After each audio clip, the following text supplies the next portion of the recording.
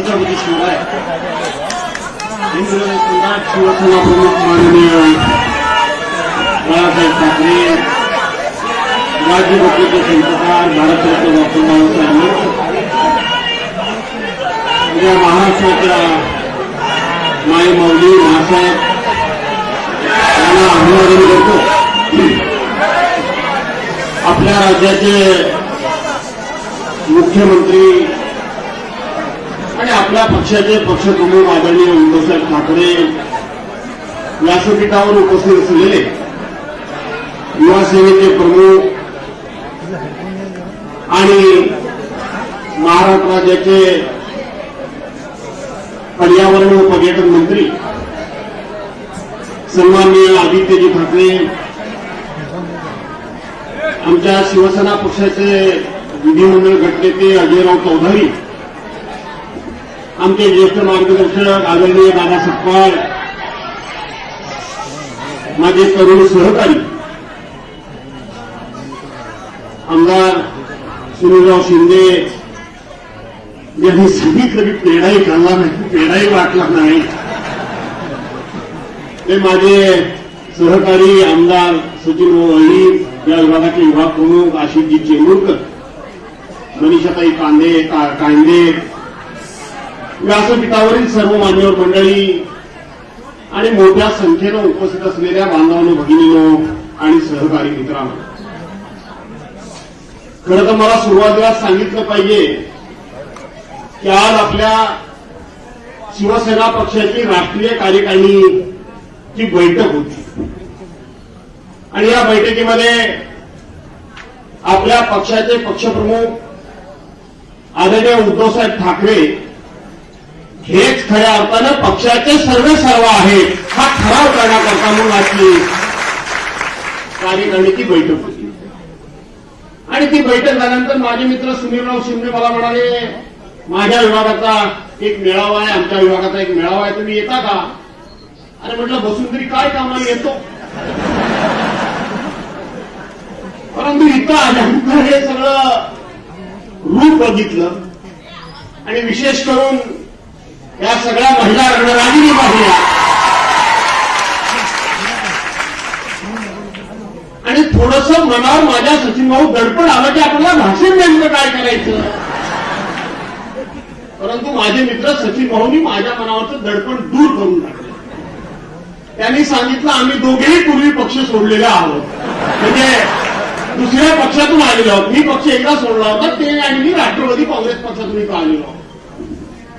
आणि मग त्यांनी मनमोकळेपणे मांडलं, तुम्ही फॉर स्पोर्टली ते स्वीकारलं आणि माझ्या मनावरचं दडपण दूर झालं. आता माझ्याकडे हरकत नाही.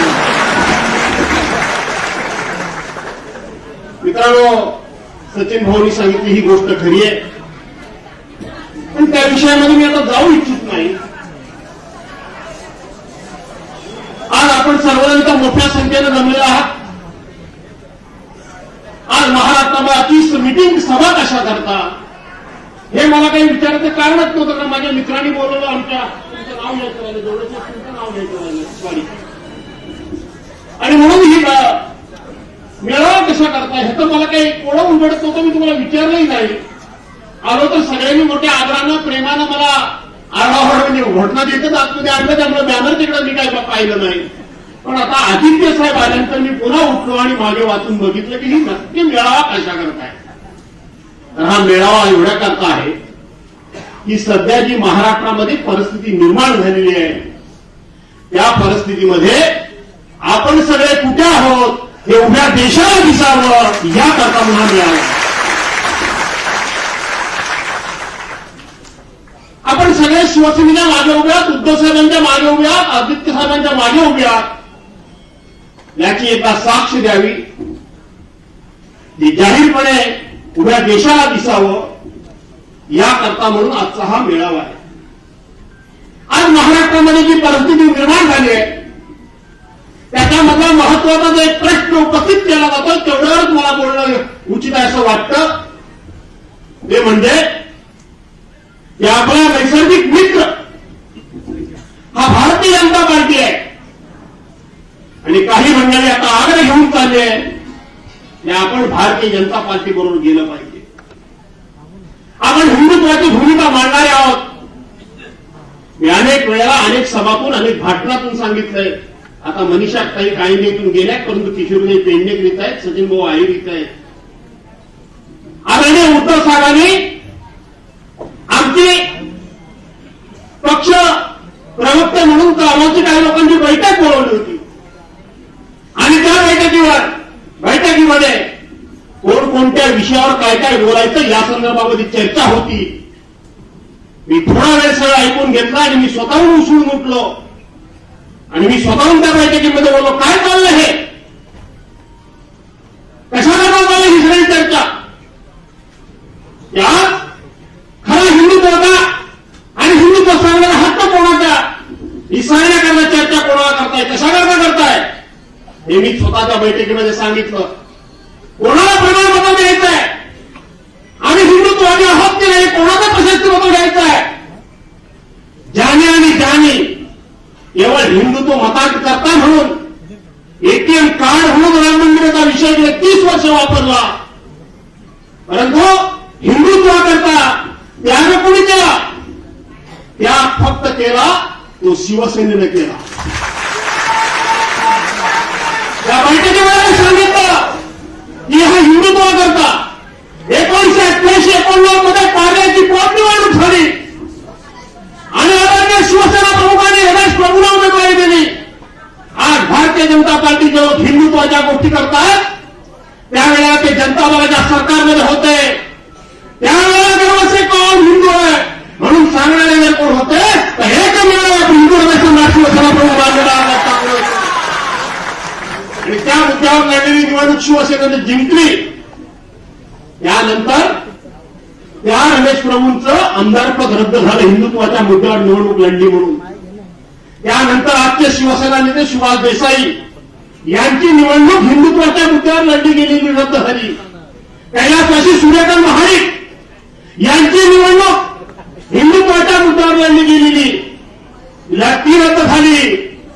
आणि या देशामध्ये पहिलं हे प्रकरण घडलं की शिवसेना प्रमुखांचा 6 वर्षाकरता मतांचा हक्क काढला गेला. हिंदुत्वाच्या मुद्द्यावर घेतला, निवडणुकीमध्ये हिंदुत्वाचा मुद्दा मांडला म्हणून 6 वर्ष शिवसेना प्रमुखांचा मताचा हक्क काढला. कुणी काढला? तो काढत असताना केंद्रामध्ये सरकार काँग्रेसचं नव्हतं, हे सरकार कैलासवासी अटल बिहारी वाजपेयी साहेबांचं सरकार होतं. शिवसेना प्रमुखांचा मतात हक्क काढला गेला, पण शिवसेना प्रमुखांनी वैयक्तिक लढाई समजले, हिंदुत्वाचा त्याग करायची तयारी ठेवली. त्यांनी भारतीय जनता पार्टीच्या सरकारला आणि भारतीय जनता पार्टीच्या नेत्याला दोष दिला नाही. तर हिंदुत्वाकरता आमदारकी काय, मतदान काय, पण याहीपेक्षा कितीही त्याग करायला तयार आहे, पण हिंदुत्व सोडणार नाही हे शिवसेना प्रमुखांच्या भूमिका घेतली. त्यांनी पुरवून केली नाही.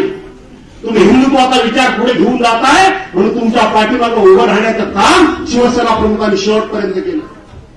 8 15 एक महिना वर्षभराचा एक प्रसंग तुम्हाला मी सांगतो. आज आपले पक्षप्रमुख उद्धवसाहेब ठाकरे हे महाराष्ट्र राज्याचे मुख्यमंत्री आहेत. त्यांनी घटना हातामध्ये घेऊन शपथ घेतलेली आहे. खरं तर अशा पद्धतीनं राज्याच्या प्रमुख पदावर बसलेल्या माणसाला मी कुठल्या एका विशिष्ट धर्माचा, जातीचा किंवा मी एका विचारांचा असं सांगता येत नाही नियमानुसार, घटनेनुसार. पण आपल्या सर्वांच्या गर्वाने छाती फुगून आली पाहिजे. हिंदुत्व कोण सांगताय? अरे महाराष्ट्राच्या विधानसभेमध्ये राज्याचा मुख्यमंत्री सांगतोय की होय मी कालही हिंदुत्ववादी होतो, आजही हिंदुत्ववादी आहे आणि उद्याही हिंदुत्ववादी राहणार आहे. हे दोघे माझे सहकारी बसले आहेत. काँग्रेस आणि राष्ट्रवादी काँग्रेस माझ्या बाजूला आहे. तरी सुद्धा मी सांगतो की हिंदुत्व होय, मी हिंदुत्ववादी आहे आणि हिंदुत्ववादीच राहणार हे सांगण्याचं धाडस उद्धव बाळासाहेब ठाकरेंच्या मनात असू शकतं. होय 1992 साली बाबरी मशीद पाडली, त्यावेळेला सर्वांनी शेपट्या घातल्या होत्या. ते आमचं काम नाही म्हणून सांगितलं. त्यावेळेला या जगामध्ये या देशामध्ये एकच मर्द उभा राहिला की होय जर हे माझ्या शिवसैनिकांनी काम केलं असेल तर त्याचा मला गर्व आहे. ही घटना तुम्हाला माहिती आहे. पण हे सांगण्याचं धाडस विधिमंडळाच्या फ्लोअरवर माननीय उद्धव बाळासाहेब ठाकरे यांनी केलं. कोणाकडे प्रमाण घ्यायचं, कोणाकडे सर्टिफिकेट घ्यायचं, कोणाची शिफारस घ्यायची.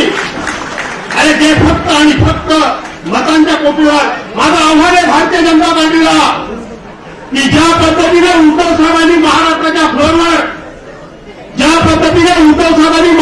फ्लोअरवर सांगितलं की होय मी हिंदुत्ववादी आहे. अरे देशाचे पंतप्रधान पार्लमेंटमध्ये आयुष्यामध्ये काही सांगण्याचे धाडस करू शकणार नाही. हे उद्धव साहेबांनी केले, हे उद्धव साहेबांनी केलेलं आहे. परंतु भारतीय जनता पार्टी आज आपण सगळे सांगतोय, काही मंडळी सांगते की आपण राष्ट्रवादी काँग्रेस बरोबर गेलो, काँग्रेस बरोबर गेलो. आज आपण तिथं संपतोय आणि आपल्यातले काही भावनिक शिवसैनिक मी एसटी गाडी बसलो, मी मुद्दामून ड्रायव्हरला विचारतो. मी कधी कधी आपल्या टॅक्सीनं पण जातो, आपल्याला काही फरक पडत नाही. टॅक्सीत बसलो मी ड्रायव्हरशी चर्चा करतो. ठाण्यात गेलो तुम्ही रिक्षात बसतो, आपल्याला सगळं चालतं, आपल्याला काही फरक पडत नाही. मी तिकडून जातो आलो की पनवेलला ट्रेननी उतरतो आणि लोकल ट्रेननी बसून हार्बर लाईननी आपला येतो. आपण हा असं आहे. पण बाजूला बसलो आणि हळूच विचारतो काय आहे कसं काय. मग आपले काय करत म्हणतात काय झालंय, तो नैसर्गिक मित्र आहे ना आपला, तो भाजप आहे, त्याच्याबरोबर जरा जायला हवं. अरे सगळा इतिहास नेते मंडळी सांगतील आणि आता हळूहळू सभा होतील. त्यावेळेला खरं ह्यांचं रूप हे आता सगळ्या जगासमोर येणार आहे. हा नैसर्गिक मित्र नाही तर शाळेमध्ये एक आपल्याला गोष्ट शिक्षकांनी शिकवली होती की घातकी मित्रापेक्षा निर्णायक शत्रू बरा हा घातकी मित्र आहे. हा घातकी मित्र आहे. 1914 साली शिवसेना प्रमुखांचं 2012 साली निधन झालं. त्यावेळेला खऱ्या अर्थानं शिवसेना नेतृत्वाचा पुत्र एकाएकी होता. या भारतीय जनता पार्टीचं केंद्रामध्ये सरकार होतं. वास्तविक या भारतीय जनता पार्टीच्या नेत्यांनी शिवसेनेच्या पुत्राला असं एखाद्या हाताच्या फोडाप्रमाणे जपायला हवं होतं, त्याला झेलायला हवं होतं, त्याला सांभाळायला हवं होतं. पण ते सोडलं बाजूला. आता बाळासाहेब हयात नाही. लोकसभेमध्ये युती केली आणि 2014च्या विधानसभेमध्ये आयत्या वेळेला युती तोडली. तर हीच खऱ्या अर्थानं शिवसेना संपण्याची वेळ आहे. अख्ख्या देशाचं भारतीय जनता पार्टीचं सरकार मुंबईमध्ये उतरलं. पण एकटे तुमचे पक्षप्रमुख उद्धवसाहेब ठाकरे मी नव्हतो तुमच्याबरोबर, मी आहे असं आहे. पण एकटे उद्धवसाहेब त्यावेळेला एकाएकी लढले आणि एकट्याच्या जीवावर 1-2 नव्हे तर 63 आमदार निवडून आणले. म्हणून शिवसेनेची ताकद आघात आहे, शिवसेनेची ताकद मजबूत आहे. हा मतदारसंघ कैलासवासी दत्ताजी नलावडेंचा आहे, वामनराव महाडकांचा आहे, सचिन भाऊ अहिरांचा आहे, सुनील आमच्या शिंदेचा आहे आणि आता आदित्य ठाकरेंचा हा मतदारसंघ आहे. याबद्दल काय तुम्हाला सांगावं, काही मला सांगायची गरज नाही. पण फक्त जाता दगडू जाता सकाळ व्यासपीठावर आहे आणि काही महिला भगिनी त्यात म्हणून सांगतो.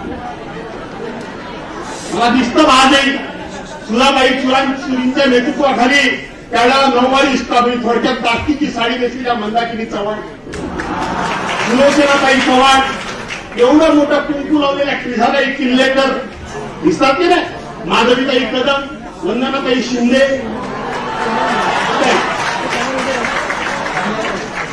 वंदनाताई शिंदे, या अशा अनेक महिला मी बघितल्या. ज्या ज्या वेळेला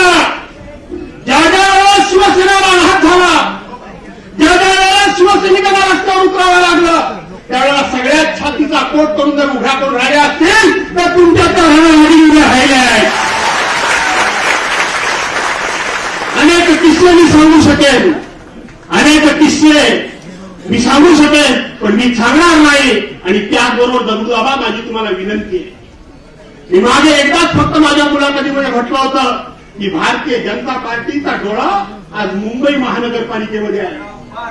पण ज्या वेळेला निवडणुका येतील त्यावेळेला हा मुंबईचा एक एक जुना शिवसैनिक त्याच्या घराघरापर्यंत आम्ही पोहोचू.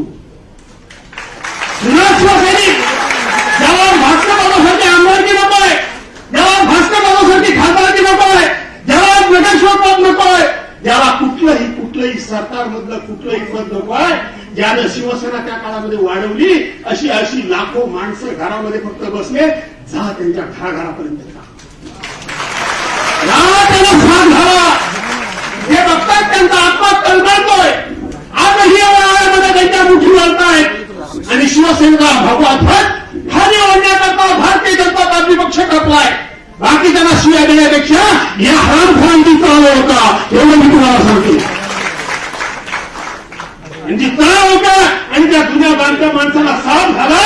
अरे त्यांनीच तर खऱ्या आपल्या रक्तात आणि घामाचं शिंपडं घालून ही शिवसेना वाढवलेली आहे.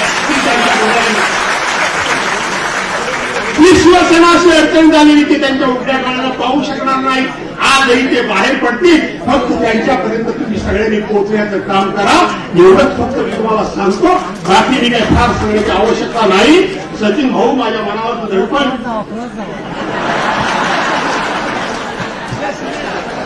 पण त्याही वेळेला मी शिवसेना सोडली तेव्हा एकाही माणसानं माझ्याबद्दल कोणी वाईट बोललेला नाही. बोलला होता त्याही वेळेला मी असाच फिरत होतो, कारण मला माहित होतं मी कुठलंही पाप केलेलं नाही, मी कोणाचंही कुठलंही पद घेऊन गेलेला नाही.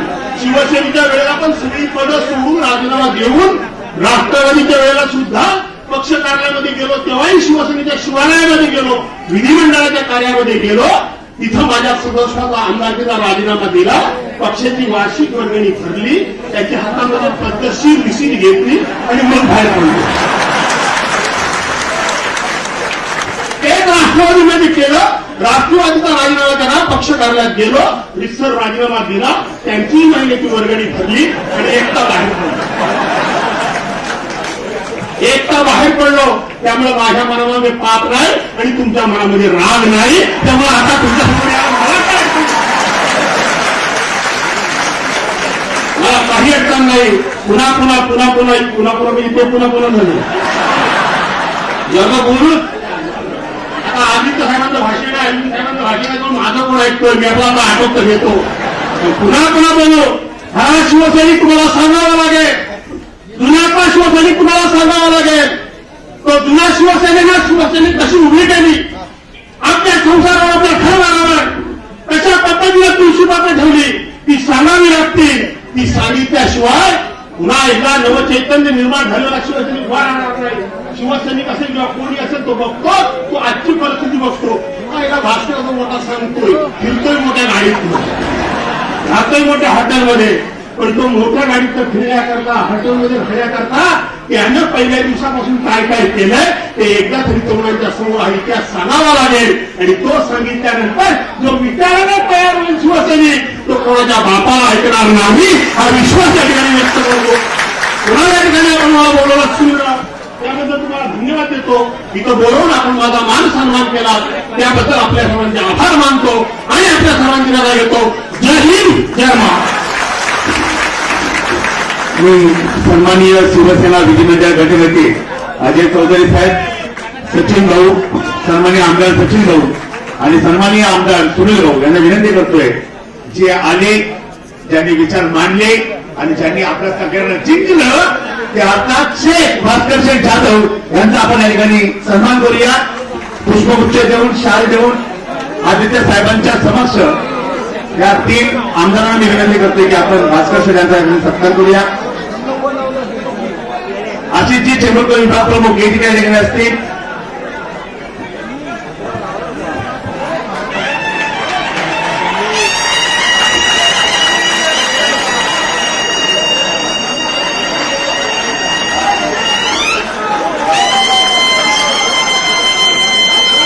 मी आदित्य साहेबांना विनंती करतो.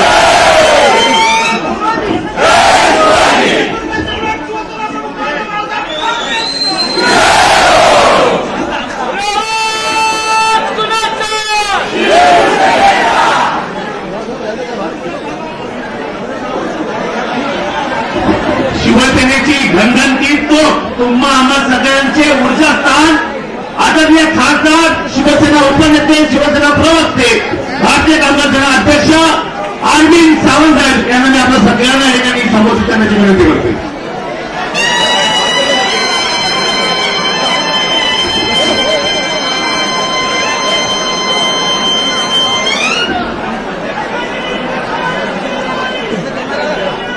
महाराष्ट्राचं आराध्य दैवत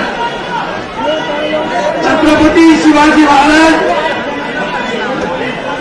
भारतरत्न डॉक्टर बाबासाहेब आंबेडकर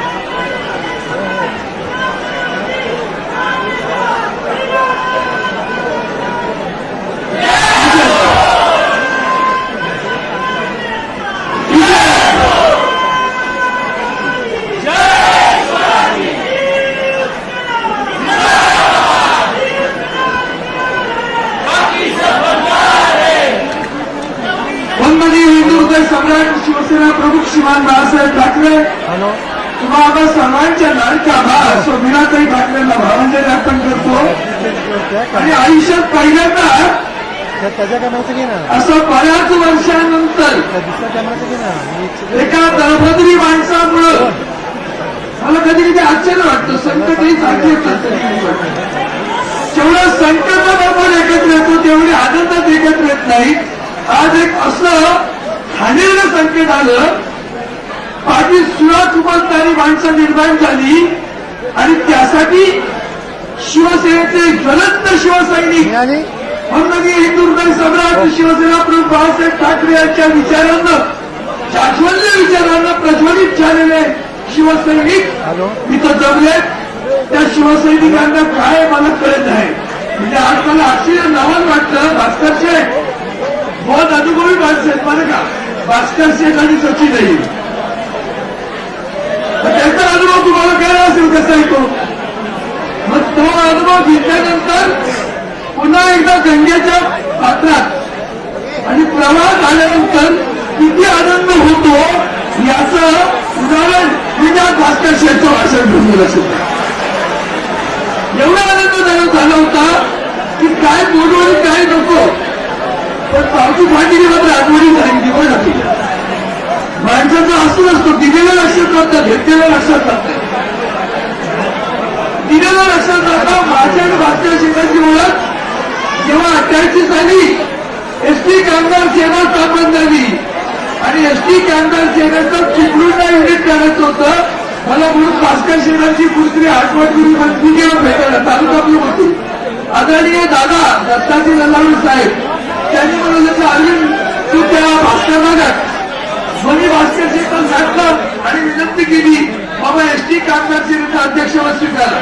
आणि मग भास्कर शेठांनी 1988 साली माझ्या विनंतीला मान दिला आणि उद्धवजींच्या विनंतीला मान देऊन त्या ठिकाणी महाराष्ट्र एसटी कामगार सेनेचे चिपळूणच्या विभागाचे अध्यक्ष होते. तेव्हापासूनची माझी ओळख. पण माझ्याच गाडी जरा पंक्चर झाली होती. आता बरे पुन्हा गाडीला चांगले दिवस आलेले आहेत. आणि म्हणून भास्कर साहेब मनापासून स्वागत करतो. मी फार बोलणार नाही कारण आता आदरणीय आदित्यशी बोलायचे आणि मला पुन्हा दुसऱ्या मेळाव्याला हजर राहायचंय गिरगावातल्या. पण मी एवढंच सांगेन, सच्चाई छुप नहीं सकती बनावट के असूलों से, खुशबू आ नहीं सकती कागज के फूलों से. हे कागदाची फुलं जमली तर तिकडं आतमध्ये एक तमाशा झालाय ठाण्यात. मला युवा सेनेच्या म्हणण्यानं पण सांगायचंय. ते उदाहरण सांगून ते बाबेशाही ते बसतात व्यासपीठावर. सांगा जर नंतर आदित्यजींना भेटून तुम्ही जे म्हणाल ना भास्कर शेठ, 1966 सालची आपली आयएस बॅच भेटली मला आणि त्या आयएस बॅच मध्ये तेही होते बाबेशेठ आणि आम्ही सगळे जण जुने 66 सालची गॅंग एका ठिकाणी बसतो आणि तेव्हा ते म्हणाले जे चाललंय ते बरं नाहीये, एकदा आमच्या हातात जरा सिग्नल द्या, मग यांना दाखवून देतो शिवसेना काय आहे ती, तिथं तिथे जागा दाखवून देतो. आणि ही अशी माणसं आजही आहेत. साहेब वयानं भाकरी झाली बरं का, पण एवढी जिद्द आहे.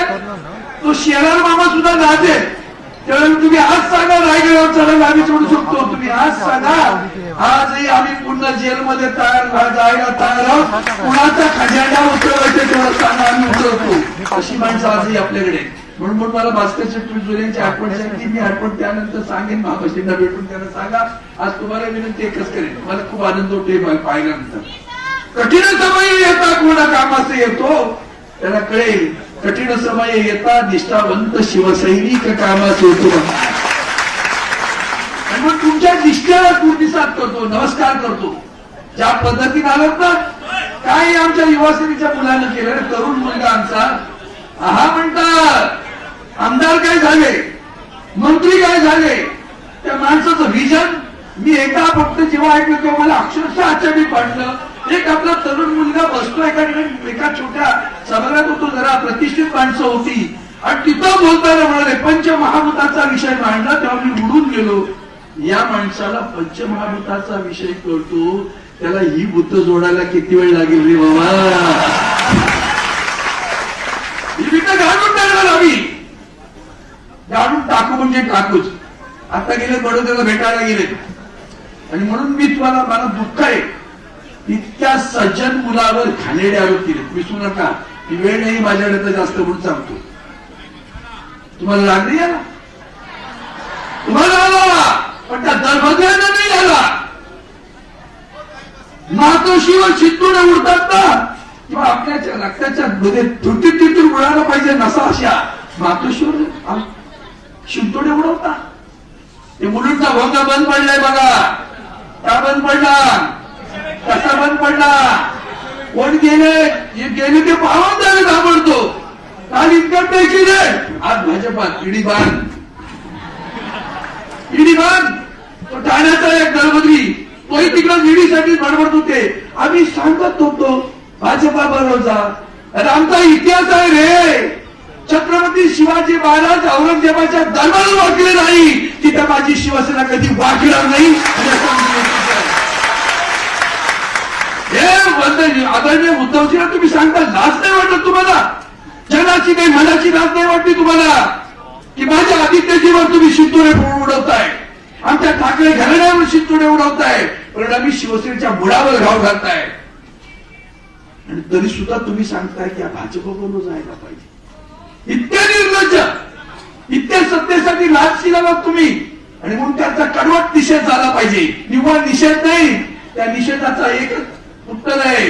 उद्याच्या महापालिकेत मुंबई महापालिकेवर भगवा आणि भगवा जोरदार भडकवा आणि त्याचं उत्तर तुम्ही द्याल असा विश्वास व्यक्त करतो आणि आपली रजा घेतो.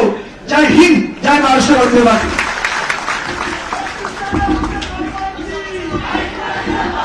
धन्यवाद साहेब. मी फक्त एकच मिनिट एक गोष्ट सांगू इच्छितो. साहेब, तुम्ही तुमची उमेदवारी ह्या लाला लजपतराय कॉलेजमधून भरली. काल आम्हाला आदेश आला की इथे सभा घ्यायची, मग दक्षिण मध्य मुंबईत आखी मुंबई पालती घातली. असं सभागृह मिळालं नाही. शेवटी योगायोगाने हे सभागृह मिळालं. याच्या मागचं कारण तसं असेल, कारण ज्या लाला लजपतरायांनी 1928 साली सायमन कमिशनला परत जाण्यासाठी छातीचा कोट केला, लाठीला झेलला, त्यांनी शेवटचं भाषण करताना म्हणाले की माझ्या अंगावर असलेला प्रत्येक घाव हा ब्रिटिश साम्राज्याला सुलून लावल्याशिवाय राहणार नाही. ज्यांनी ज्यांनी शिवसेनेची गद्दारी केली 1951 पासून आजपर्यंत शिवसेनेवरती घाव केले, त्या सगळ्या साम्राज्याला सुरुंग लागलंय. आणि म्हणूनच कदाचित लाला लजपतराय कॉलेज आणि तुमचं एक वेगळं नातं झालेलं आहे. आणि हे नातं या महाराष्ट्रात मुंबई ज्यांनी त्यांनी गद्दारी केली त्यांचं साम्राज्य उठून जाणं स्वस्त बसणार नाही. तुमचा श्वास माझा द्याच आदित्य साहेब. आणि मी या ठिकाणी आमंत्रित करतोय तुमच्या आमच्या सगळ्यांचा श्रद्धास्थान, तुमचं आमचं दैवत अखंड महाराष्ट्राचे भाग्यविधाते आदित्य साहेब ठाकरे.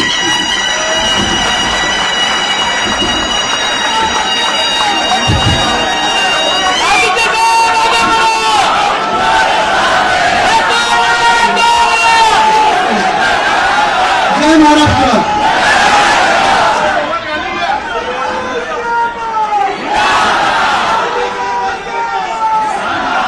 माझा आवाज येते का मागे?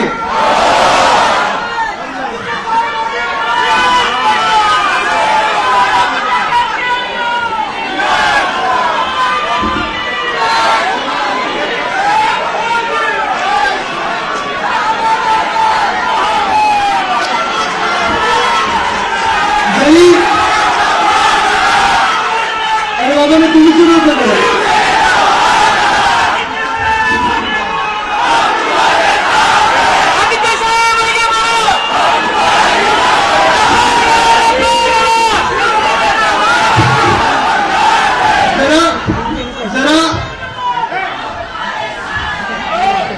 हा उत्साह बघितल्यानंतर मला खूप दिवस आठवते जेव्हा मी माझी उमेदवारी जाहीर केली आणि माझा आवाज जरी तिथपर्यंतच येत असला या हॉलमध्ये, तरी तुम्हाला आज एक सांगतो की तुमचा आवाज गुवाहाटीपर्यंत पोहोचलेला आहे.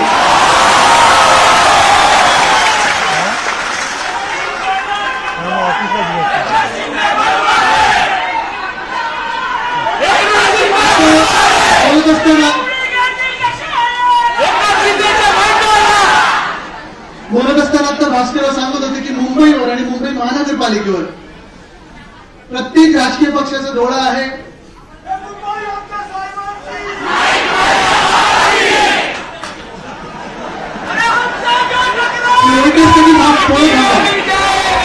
फ्लोटेजसाठी आवाज तुमचा वाचवून ठेवा जरा. पण भास्करराव मी तुम्हाला सांगतो, हे तुम्ही बरोबर बोलत की मुंबईवर सगळ्यांचा डोळा आहे, भारतीय जनता पक्षाचा डोळा आहे. पण गेले जेवढी वर्ष आपण शिवसेना म्हणून राहिलो आहे, जरी कोणाचा डोळा असले तरी कोणाची नजर लागू दिली नाही मुंबईला. आज इथे उपस्थित झाल्यानंतर मी बोललो की जेनी हाऊसमध्ये ताकद दाखवली, तो आवाज आमच्या बाजूला इथे बसलेला भास्करराव तुम्ही इथे होता. दोन्ही बाजूला सचिन भाऊ, सुनील भाऊ, मी तर आहेच, महापौरताई आणि मध्ये जेव्हा खासदार साहेब आले तेव्हा आपण बघितलं असेल चौधरी साहेबांना मी मध्ये घेतलेलं नाही, पळत होते म्हणून नाही, आम्ही नुसतं त्याला तेच बोलतो, नाही तर तुम्हाला वाटेल आम्ही तुम्हाला पकडून ठेवतो. पण खरोखर गेले 2-4 दिवस मी बघत आहे, जे काही वातावरण आहे शिवसैनिकांमध्ये वातावरण आहे, मुंबईमध्ये आहे, महाराष्ट्रामध्ये आहे, एक जोश दिसते, जल्लोष दिसतो सगळीकडे की घाण निघून गेली, आता जे काय व्हायचं ते चांगलंच होणार.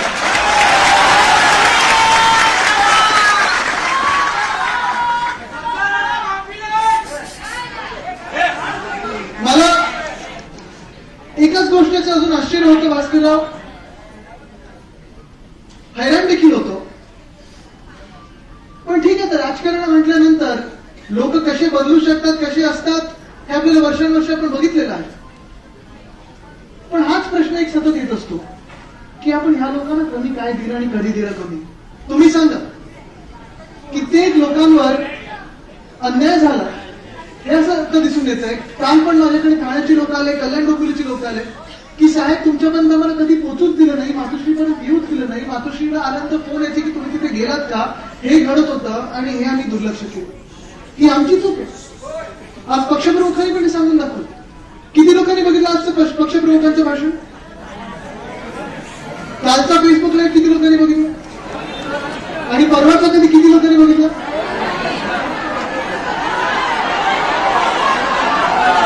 सर्वांनी बघितलं. पण मी तुम्हाला एक सांगतो, एक गोष्ट काय आपल्या शिवसैनिकांनी बघितलं नाहीये.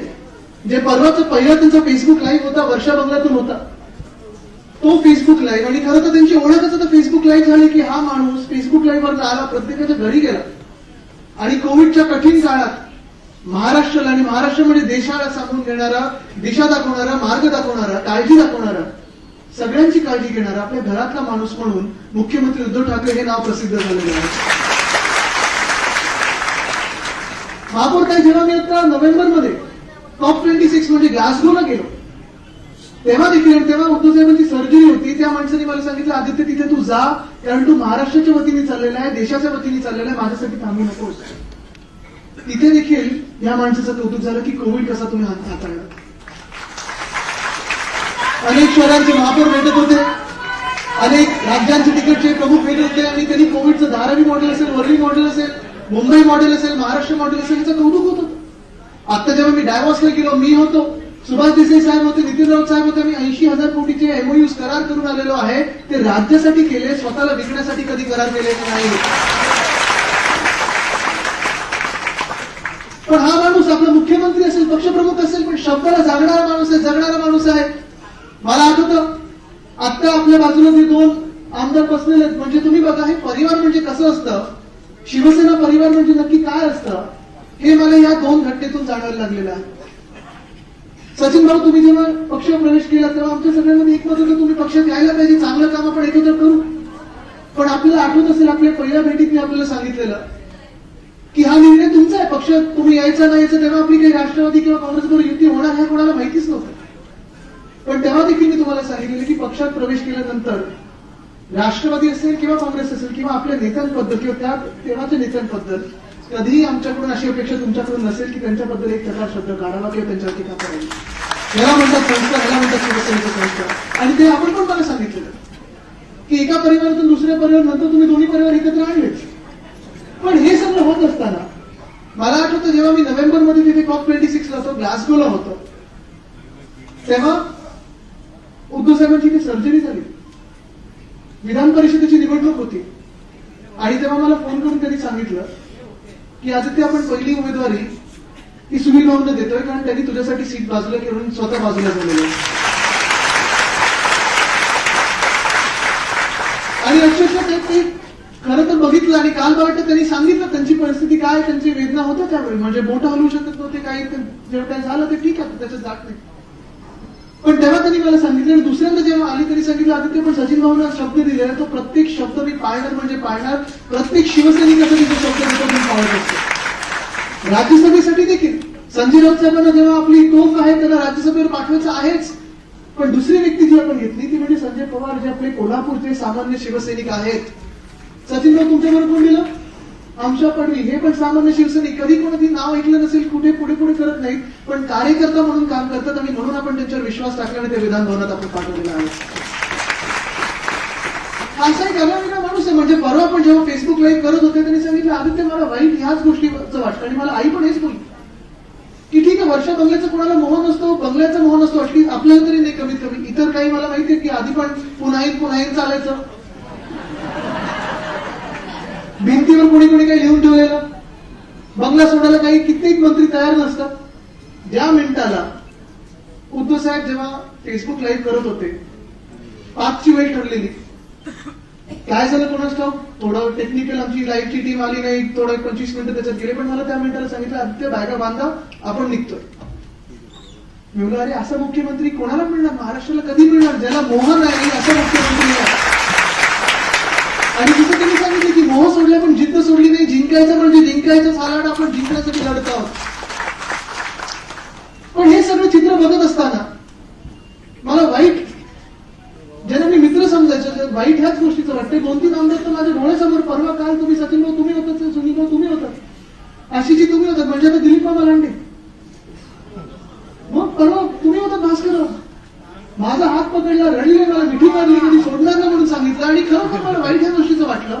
त्या माणसाला अजूनही मी चॅलेंज देतो, म्हणजे मी काही नावं घ्यायला किंवा कोणाला बदनाम करायला बोलत नाही, पण त्यांनी मला एक काम सांगावं मुंबईतलं की जे त्यांनी सांगितलं आणि मी केलेलं नाही. प्रत्येक वेळी माझ्या ऑफिसला प्रत्येक आठवड्यात असेल चांदिवलीत कित्येक आम्ही विकास कामं केले, ते एकत्र केलेत आणि त्याचा निर्णय मी पालकमंत्री म्हणून घेतलेला आहे, फंड मी दिलेला आहे. कारण हा जनताचा फंड होता, जनतेचा फंड होता. प्रकाशन सुरू असतील तुम्ही बघितलेलं आहे परवा पण. तर ह्या सगळ्या गोष्टी आणि ह्या घडामोडी बघितल्यानंतर खरोखर वाईट ह्या गोष्टीचं वाटतं की ही जी आपली लोक होती, वर्षा बंगला असेल किंवा जो मोह असेल किंवा जे काही आहे हे सोडण्याचा मोह, ठीक आहे, एक उद्धव साहेबांचा सोडण्याचा मोह जास्त होता मला वाटतं, पण मूळ मुद्दा हा आहे की हे काही मित्र पक्षाच्या दगाफटक्यामुळे नाही, हे काही विरोधी पक्षामुळे नाही, तर आपल्या लोकांमुळे आपल्याला दगा झालेला आहे. विचार करा, म्हणजे आपण जसे आज समोर बसलेला आहात, कधी ना कधीतरी हे कार्यकर्ते आपल्या समोर बसलेले, किंवा कधी कधी आज न आलेले कार्यकर्ते, आपण त्यांना एवढी मोठी पदं दिली.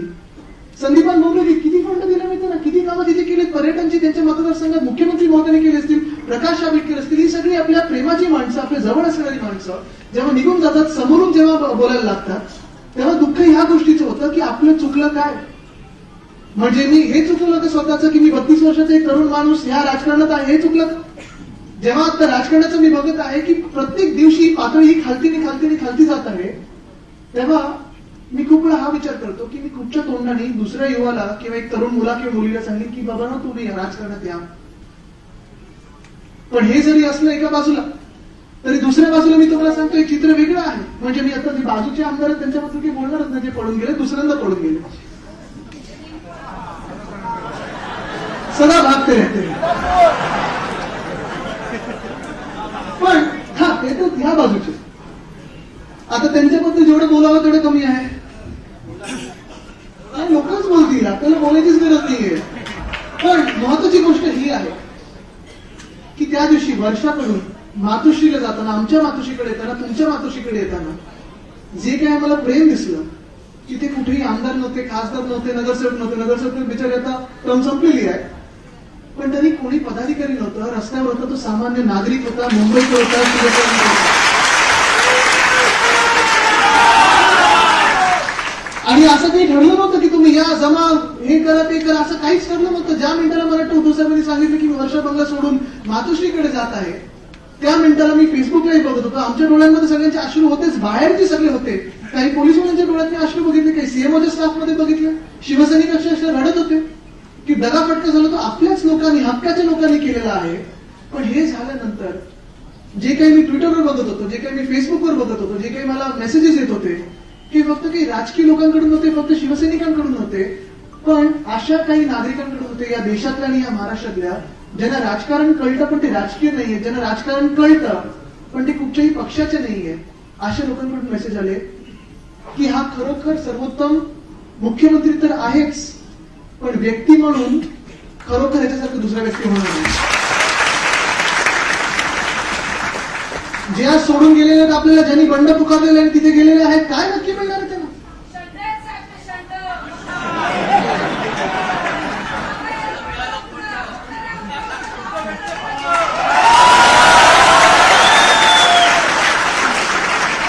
ही फ्लोअर टेस्ट होणारच आहे.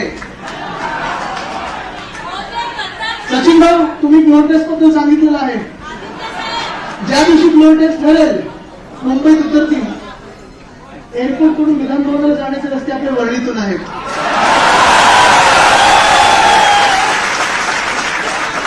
वरळीने तर आपल्या परळमधून आहेत आणि तिसरा रस्ता आपल्या भायखळ्यातून आहे. येणार आमच्या वांद्र्यामधून, उतरणार आमच्या चांदोलीमध्ये. ही मुंबई आपली, ही महाराष्ट्र आपला आपला आहे आणि कोणाचा महाराष्ट्र दुसऱ्याचा होऊ देणार नाही.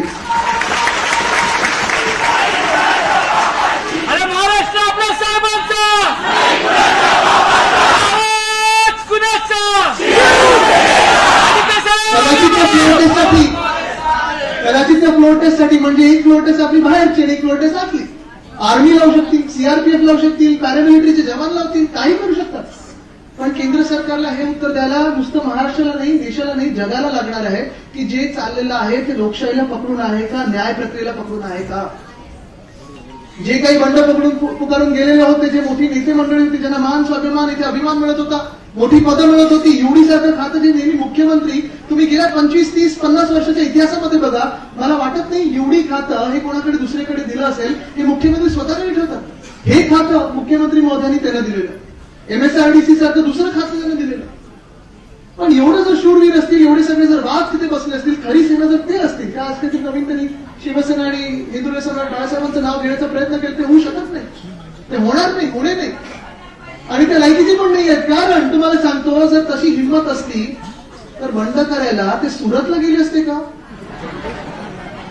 मुंबईत थोडा ठाण्यातच बसले असते ना. बंड करायला सुरत, बरं सुरत वरनं कुठून पडाले, कुठे पडाले?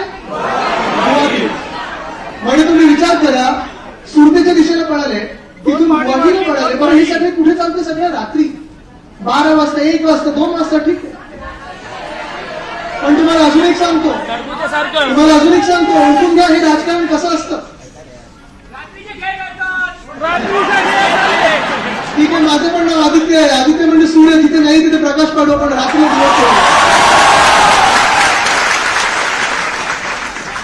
पण तुम्हाला सांगतोय, ज्या गुवाहाटीमध्ये गेलेल्या आहेत तिथे 2 चित्र दिसत आहेत. एक चित्र कुठचं आहे तर आपल्या आमदारांचं, ज्यांना काही लोकांना किडनॅप करून नेलेलं आहे.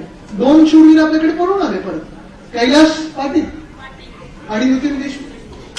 हे दोघं आपल्याकडे आले, ताकद लावली, त्यांनी लढाई करून परत आले. काही काही लोक बिचारे, आज मी व्हिडिओ बघतो, त्यांचे चेहरे पडलेले आहेत, असं वाटतं दादागिरी केली, धमकी दिलेली आहे. नाही, काही काही लोक खरोखर फसून गेलेले आहेत. जे 15-16 टचमध्ये आहेत ते सांगत असतात की असं सांगितलं गेलं की मतदानानंतर गाडीत बसा, जेवणाला देतो आणि तिथून पळवलं. पण जी मंडळी केंद्र सरकारला घाबरून गेलेली आहे, जी मंडळी स्वतःला प्राइस टॅग लावून गेलेली आहे, ते आपले नव्हते आणि कधी होणार पण नाही.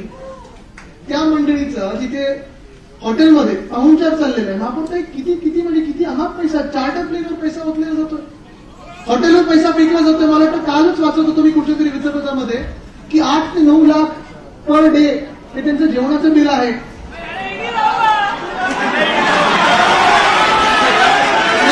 थांबा सचिन भाऊ, तुम्ही नुसतं पेढे वाटप विचार करत होता. 8 ते 9 लाख काय तुम्ही त्यांच्या उडवले नाही म्हणून झालं नाही तुमचं वाचन.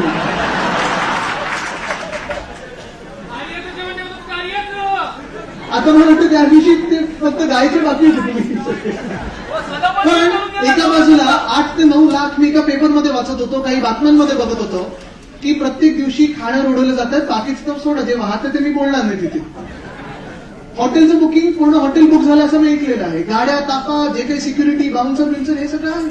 पण दुसऱ्या बाजूला तिथे लाखो लोक त्या आसाममध्ये पूर परिस्थितीत बुडत आहेत.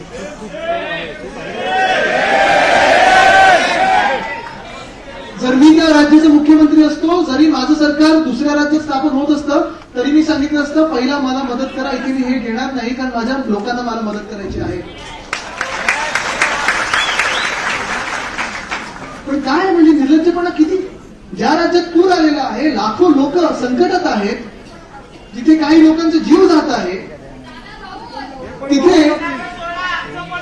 तिथे ह्या गोष्टी असे करायचे.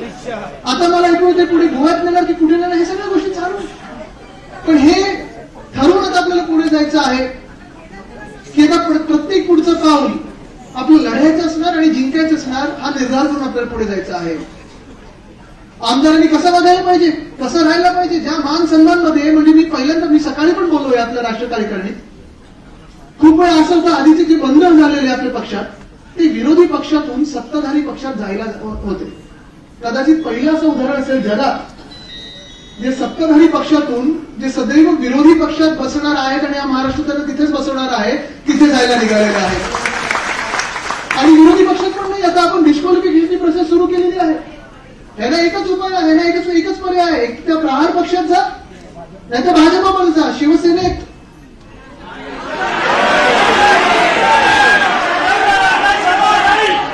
प्रत्येक ठिकाणी आपले उमेदवार तयार जिंकून द्यायला तयार आहेत. त्याला हिंमत आहे ना स्वतः लढायची शिवसेनेसमोर? नाही तुमची नाही, मी त्याला विचारतो. नाही तुम्ही पण जाल तिथे. हिंमत असेल शिवसेनेसमोर लढायची, खरं बंड पुकारायची. आणि जर असं वाटत असेल त्यांना की ह्यांच्याबरोबर जाऊन चुकी केली, उद्धव साहेबांचं नेतृत्व चुकीचं आहे, आम्ही सगळे जे आहेत ते चूक करत आहोत, चला प्रत्येकाने तिकडचा राजीनामा पाठवा आणि पुन्हा एकदा निवडणुकीला सामोरं जावं, आम्ही तयार आहोत.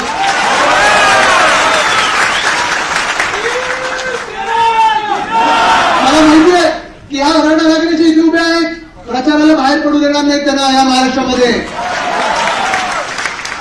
आहेत काही काही लोक तिकडचे जे आमदार फसलेले ते मेसेज पाठवतात, त्यांना घेऊ शकतो आपण परत. पण ज्यांनी बंड केलेला आहे, ज्यांनी दगाबाज केलेले, जे दगाबाज आहे,